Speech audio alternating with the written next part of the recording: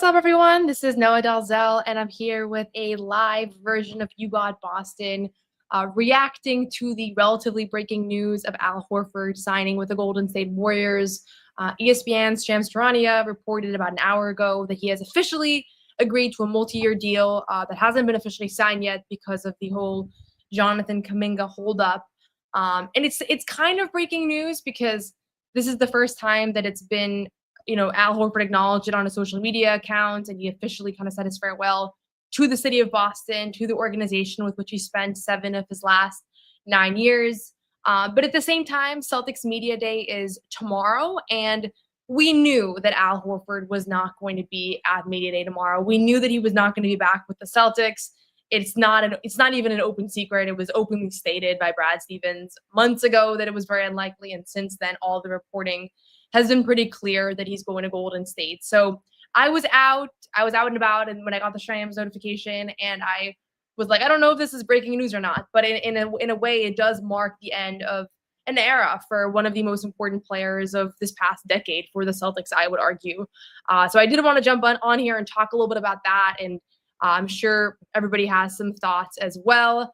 I know it's the middle of the Patriots game. I don't know how much of an overlap our Celtics and our Patriots fans have. So I'll be curious to see. And then while I'm here, there is some other fun news that we can talk about, and that is the video that Jason Tatum released at midnight last night. I was literally about to go to bed when I saw that Jason Tatum uploaded a YouTube video that showed his highlights.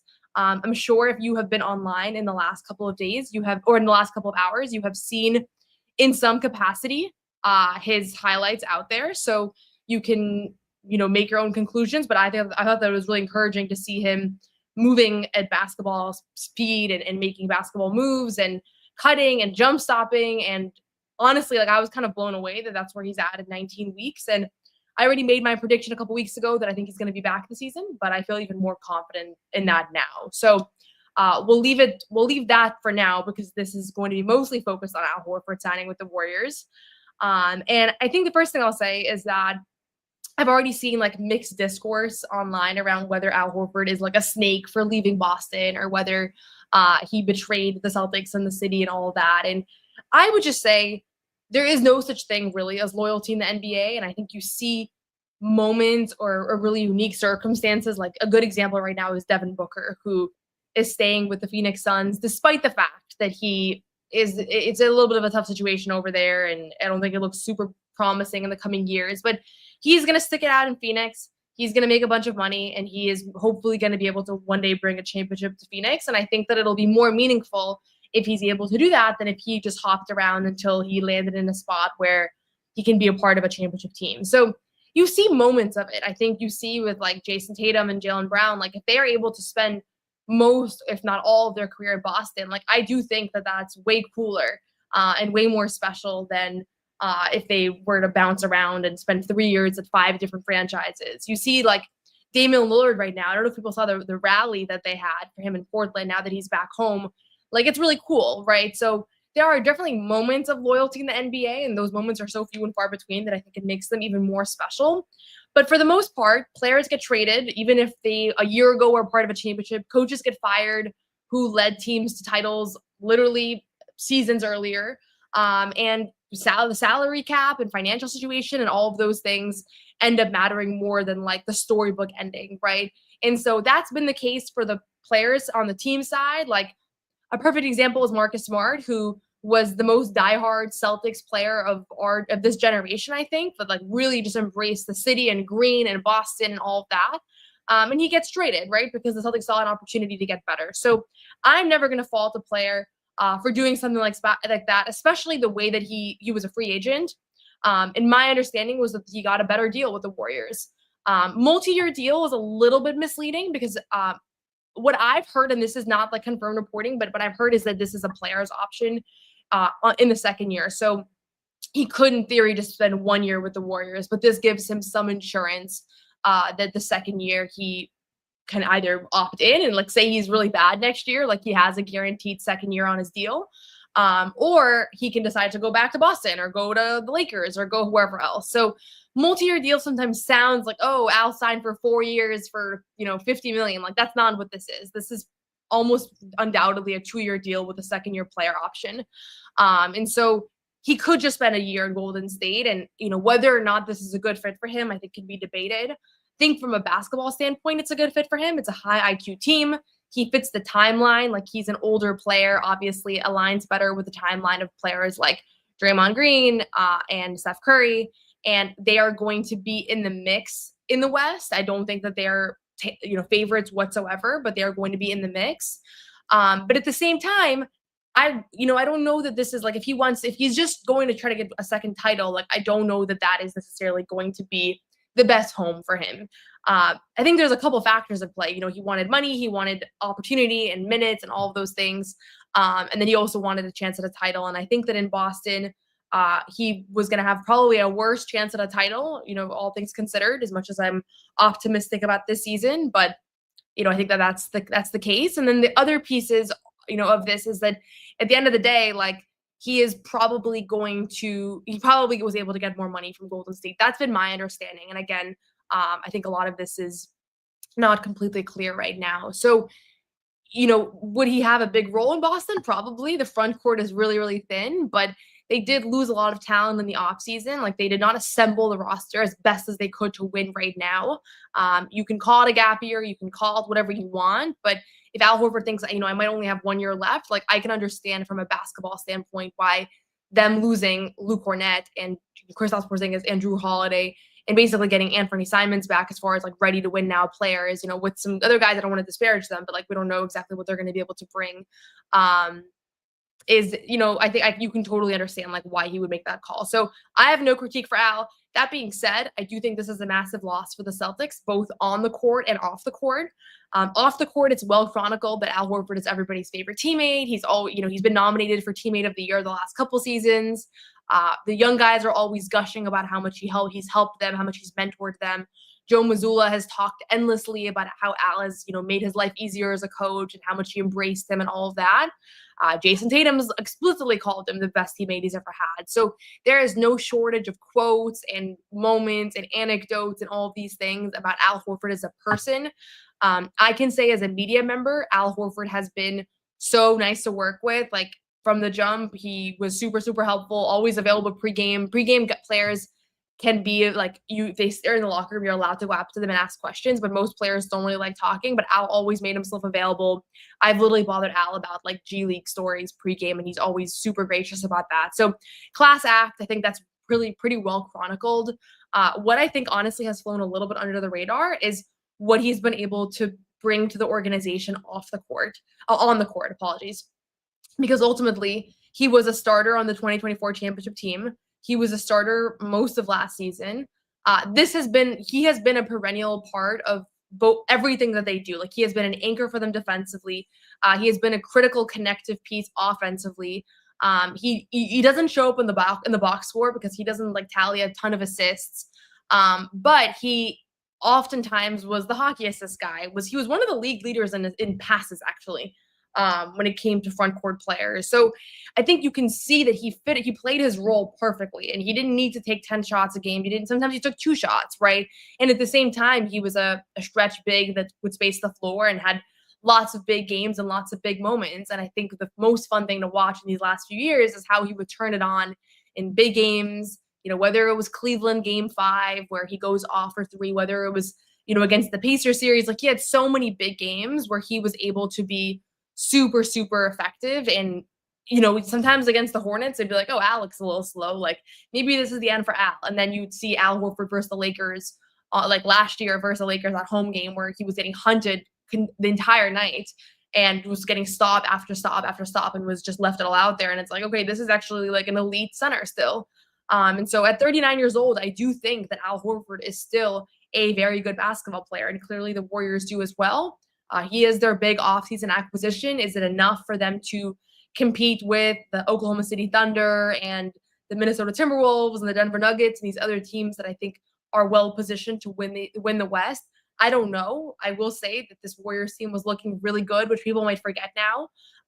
And then Steph Curry went down in the playoffs. So I do believe in this Warriors team. It's just, there's probably 8 or 9 teams that could win the title next year, and they're in the bottom half of those, in my opinion. So we'll see how it all plays out, but certainly he has a chance there. And I think if I was a basketball player, I could convince myself more easily that the Warriors could win the title next year than the Celtics in this point. As he saw like so many rotation players leave, he saw Jason Tatum go down.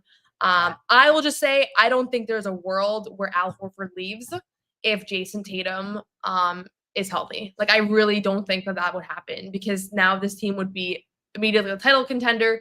I think his relationship with Tatum is so special as well.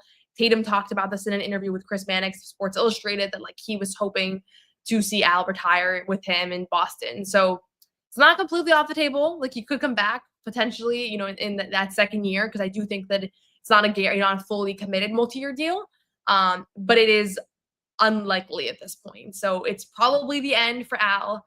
I know people are going to have some mixed feelings about how it all went down, about the fact that he, ultimately left on his own accord. They did make it. Celtics did offer him a contract. It's not like they didn't want him to come back.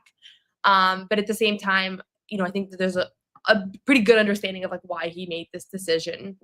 His legacy in Boston to me is going to be not just what he was able to do with the 2022 finals run, and then most importantly, obviously the 2024 title, but also the role that he played as a leader on a team with Jason Tatum and Jaylen Brown, like the role that he played in instilling a championship culture, him being one of the biggest free agency acquisitions they've had in a very long time, which kind of reset this idea that like players want to come to Boston. Al Horford was a massive free agent acquisition, and then coming back for a second stint and just like really almost embracing the city even further. I remember one of my most vivid memories with Al Horford will be 2 days after the Celtics won the title, and he was at a Raising Cane's event. He didn't go with them to Miami. He was literally home between the moment they won the title and this event.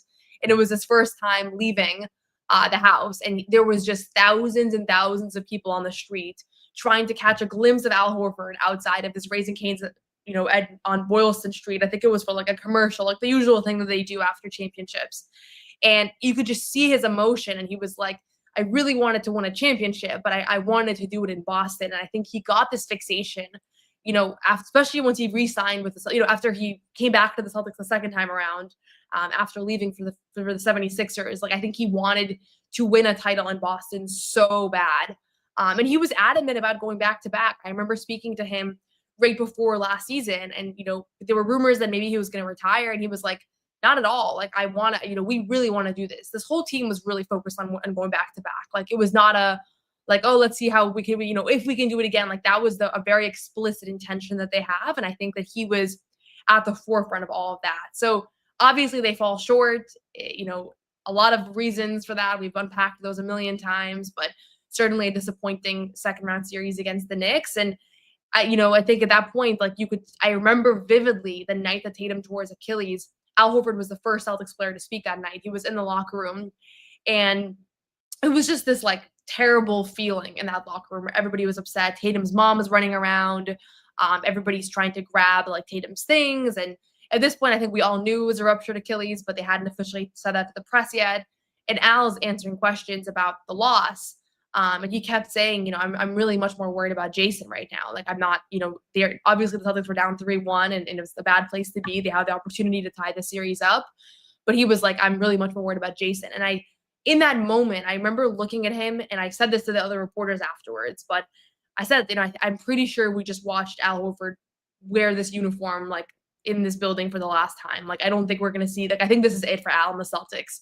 And I never would have thought that morning, because that morning, all the reporting indicated that Al Horford was, he was going to, push for the best contract that he could get and play hardball. Like, certainly he is somebody that has a lot of, confidence, and I would say an ego, a healthy ego, and wants to be valued and wants to be compensated accordingly. And that's gotten him very far. But you could feel that the Tatum injury changed his fate instantly. And I don't think that it was like a closed door. Like, there wasn't a pathway forward for him to return to Boston. Like, I think that was still on the table. But the reality is that as soon as that happened, the odds that he was going to come back just plummeted, because it just changed the situation with this team. It made it much easier for this to be a reset year. And it makes more sense for the Celtics to see kind of who else they have in their front court for the future, right? To guys like Neemias Queta, Luka Garza. Like, I don't know if these players are going to pan out as full-time NBA players. Like, I really don't. And I'll know much more in a month or two once they're actually playing that role. But there's a certain point where you could see like there are going to be guys that get an opportunity now. Like that's the advantage with having this thinner roster. So I still think, honestly, I think he should have resigned. Like, I think that he has a great thing here. He's a legend here. He's beloved.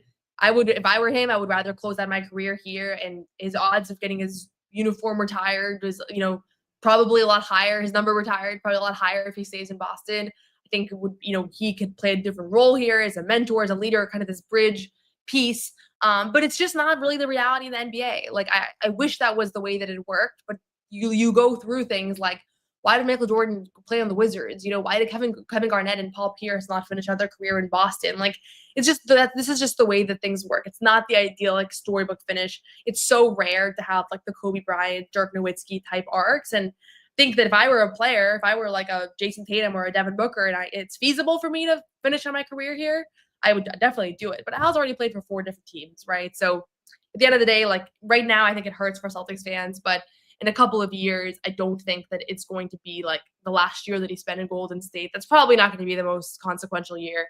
It honestly probably won't really matter. And maybe he goes there and he wins a title. And then, I know everybody hates what Ray Allen did, but Ray Allen got a chip out of it. So you definitely can't criticize it too much. So talk a little bit more. Feel free to put in your Al Horford related questions. But first, a quick message over from our friends over at PrizePicks. This episode is brought to you by PrizePicks. You and I make decisions every day, but on PrizePicks, being right can get you paid. Don't miss any of the excitement this season on PrizePicks, where it's good to be right. PrizePicks is a fun and simple experience where you can select your favorite players. For example, I really like watching Josh Allen play. I can decide if I want to do more or less than 270 pass yards or whatever the player call-out projections are each week. PrizePicks is simple to play. Just pick more or less on 2 to 6 player stat projections. If you get your picks right, you should cash in. PrizePicks is also the best way to get action on sports in more than 40 states, including California, Texas, and Georgia. PrizePicks puts their users first, so all withdrawals are fast, safe, and accurate, and secure. PrizePicks offers Venmo, Apple Pay, MasterCard, and more for quick and easy deposits into your account this football season. Download the app today and use code CLNS to get $50 in lineups after you play your first $5 lineup. That's code CLNS to get $50 in lineups after you play your first $5 lineup. PrizePicks, it's good to be right. So if you're just joining, Al Horford has officially agreed to a multi-year deal with the Golden State Warriors. And I think there's a little bit of a mixed reaction. Some people are like, this is an all-time legend and, good for Al. Others feel like, Al should have stayed in Boston and that he betrayed the organization. And I think the reality is that this is just the business side. And I wish the business side wasn't so prominent. Like I didn't get into this to write about salary caps and talk about money and all. Like I just, I wanted storybook basketball. So I wish it wasn't the case, but that ends up being the case with how kind of these things go. So when he signed that 2-year extension with the Celtics a couple years back, it was probably the best thing that could happen for Boston because he was just so fundamental these past few years, more important than he should have been. A lot of it is a reflection on how unavailable Kristaps Porzingis was at times, but also just the high level that he continued to play. And if you go back and look at that 2024 run, like he was a foundational piece. And so I don't know if that's how people remember it. Like I saw some people say online things like, oh, the Celtics gave him a title and now he leaves. It's like, no, he was actually a fundamental part of winning that title. So I don't know about the whole like jersey retirement. I think a lot of people are going to wonder whether his number will be retired, whose number will be retired from this Celtics era. The obvious ones are Jason Tatum and Jaylen Brown. I don't think anybody will wear number 0 or number 7 again. But the other guys, I'm really not sure. Like, Derek White has could get there. Who knows how long he'll stay a Celtic. But certainly if you win a second title, like that certainly helps your odds. But I think Al Horford is one of those, like he was right on the cusp. And so, whether him retiring in Boston would have made a difference, I don't know. I do know that there are already so few numbers with the Celtics that I'm always pro, like, give the thing that if you're ever like, oh, does this guy deserve a tribute video, like give him the tribute video. Why not? But with jersey retirements, you have to be like a little bit more careful because there's a finite number of numbers, right? So that is the reality that you can retire everybody's jerseys. Someone here said 0 and 7 aren't close to being retired. I don't see a world where Jason Tatum or Jaylen Brown's jersey numbers are ever worn again, but we'll see. We'll see if there's a case to be made against that. I would be surprised. But in any case, he will now, I don't know if he'll do media day with the Warriors this week. He hasn't officially signed, so he might not be available, but we already knew he was not going to be with Boston, and we already knew he was going to Golden State. It's nothing particularly new. What will the Celtics do in his absence? I think the reality is that the front court is the biggest weakness for this team. Every time I start to think about, like, okay, maybe this team will actually be like a fifth seed. Maybe they're going to overperform expectations and just be better than we expect them to. And I start to think about, like, okay, Jaylen Brown could take another step. Derek White, his numbers are really good if you look at his like individual numbers, and his ability to shoulder the offensive load, I think, is pretty impressive. Peyton Pritchard, I think, will take a leap. Anthony Simons, at this point, we've really not been thinking about him because I think a lot of people expected him to be traded in the offseason. Anthony Simons is very likely going to be averaging 20 points a game for Boston. Like, there are a lot of ways that I can start thinking about this team, and I can get there, and I can get excited about what the potential is offensively, defensively, all of those things. And then I get to the front court, because if you just look at the backcourt, like Peyton Pritchard, Derek White, and Anthony Simons, that's like one of the best three-man shooting rotations from any team's backcourt. Like, all three of those guys are elite shooters. I think you're going to see a lot of offensive production and capabilities there. Obviously, Jaylen Brown, his health is going to be important, like his availability, all of these things. But then you get to the front court and it's just difficult, right? So Neemias Queta, this is his year. This is going to be his opportunity. I would imagine that right now he's at the top of the pecking order as far as like who's your starting center on opening night in just a couple weeks here. It's probably Neemias Queta. There's other guys that are in the mix. Chris Boucher will give you some of those front court minutes, probably more at the 4. Luka Garza, who has played limited minutes with the Wolves at this point, hasn't shot particularly well, but could, in theory, is a good shooter, somebody that can space the floor, somebody who you have to respect the shot. Like, he's going to be in the mix as well. A name that I haven't really heard much people discuss, including I haven't really discussed him much, is Xavier Tillman. I think Xavier Tillman is, had a really tough year last year. He didn't shoot the ball well. He didn't look confident offensively. I don't think he was particularly healthy. But at the same time, this is a guy that played finals minutes in 2024. So if he had a good offseason, and I haven't talked to him all offseason, we'll probably hear from him this week, but he is somebody that could vie for some of those front court minutes. I don't think we're going to see like Amari Williams, who was their 46th draft pick this season. I think he's going to be in Maine primarily. So there's probably, some of the younger guys that are vying for spots I don't think we're going to see much of. So it's going to come down to Neemias Queta, Luka Garza, Chris Boucher. Like, those are your 3 guys that I think you're kind of relying on. Josh Minot, I think I've been underestimating him. The Celtics are excited about him and what he could bring. Talked to some Warriors, Minnesota Timberwolves people, and I think for him, it's been about staying locked in, staying focused on the game plan, attention to detail, all of that. So athletically, like, he has some nice intangibles, and he has the wingspan and athleticism and that sort of thing, but he just hasn't been able to lock in on the game plan as well. So we'll see. Is that something that you can get better at? Definitely. Is it going to happen? TBD. Can he shoot? That's a question as well. I don't think we necessarily know.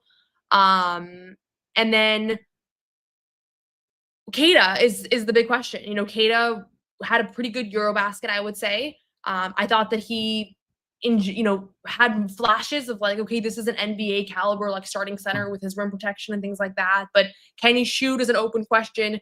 How versatile defensively is he going to be is an open question.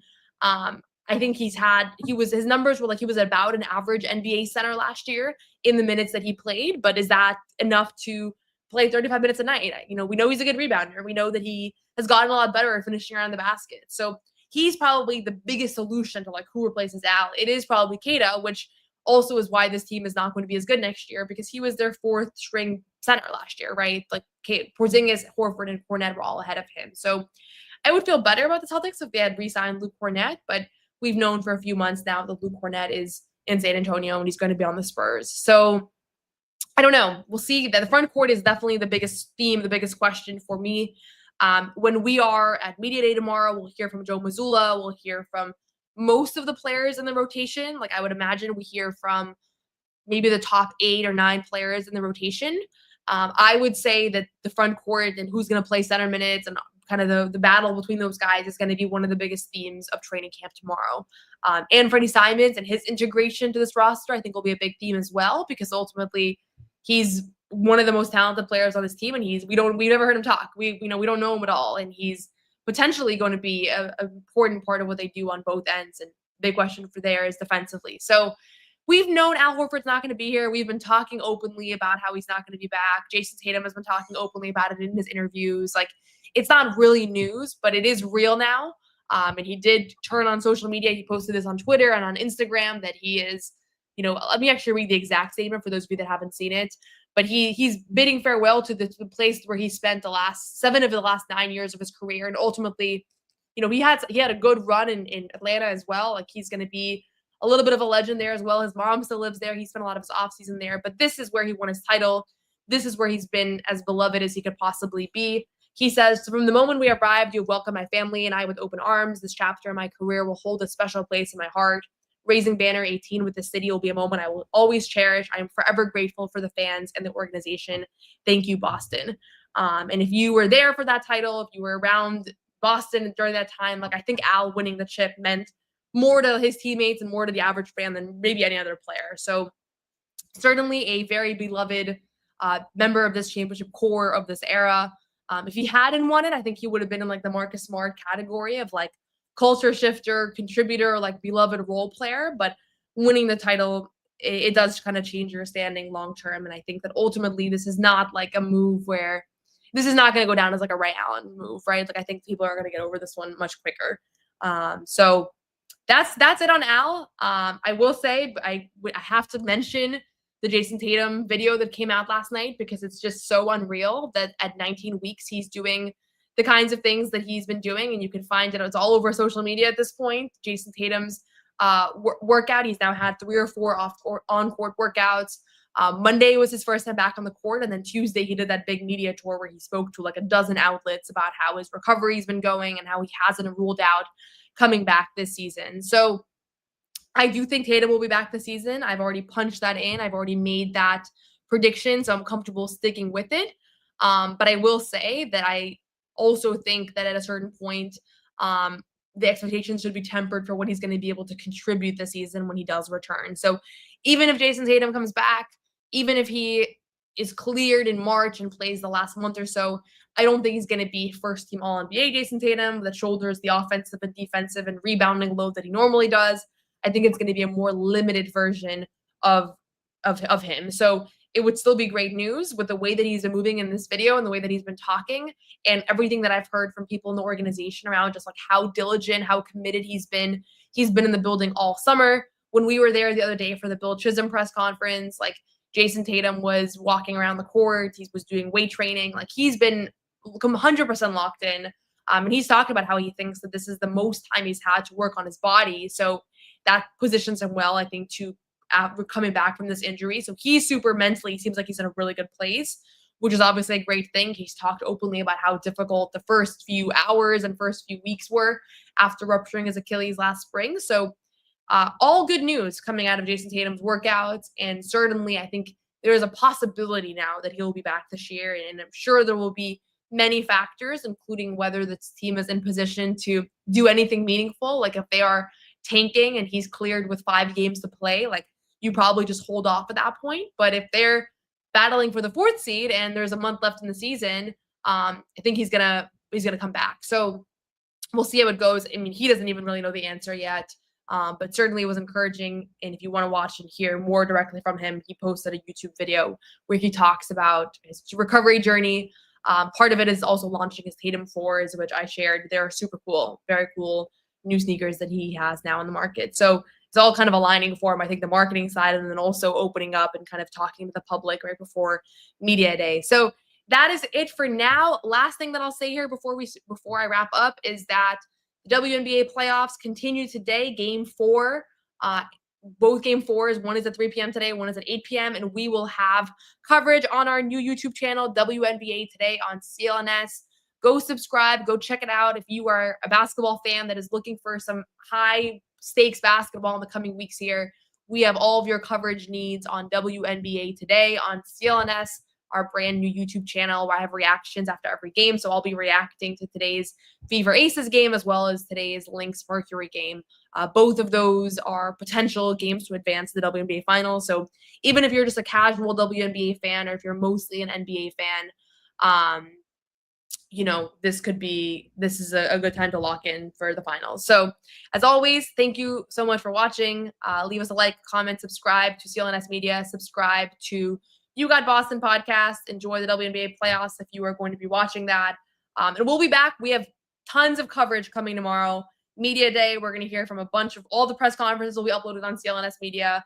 Turn on notifications. We're going to be going live throughout the day. So enjoy that. And I'm excited to be back in the building, back at the Auerbach Center. We have 5 training camp practices this week. So that's it for now. If you're going back to watch the Patriots game, enjoy that. If you're going to watch WNBA, enjoy that. And thank you as always for watching.